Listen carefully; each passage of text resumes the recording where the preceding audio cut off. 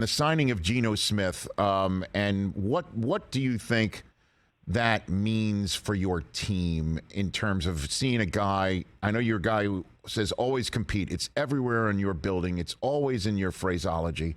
And the fact that he stuck around and competed, and now he's paid in the manner in which he's paid.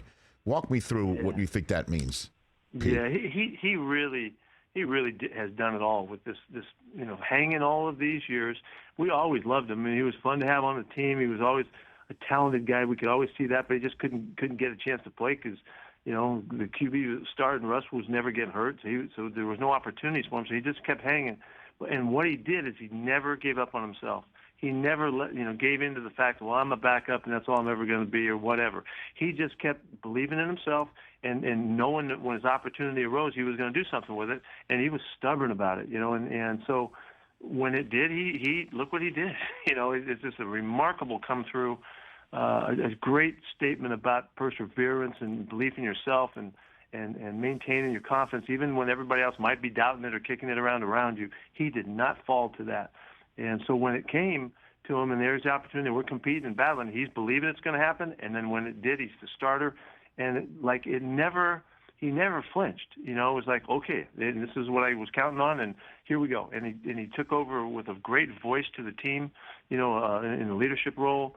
And everything just fell into place for his season. And so to get to this point, Rich, where we sign him now, and reward him for the great year and with a contract that really looks towards the future and him, having a big year again and all of that. It's a great story, and he's handled it just so beautifully. That's been the great part of it. He's just been so poised and on point, and he's had a wit about him that's made him, an attention getter and all that. It's just really exciting. So.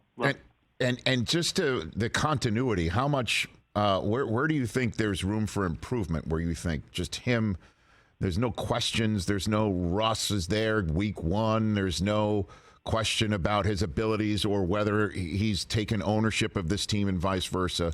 It's just from jump. He's your quarterback, and that's the end of it.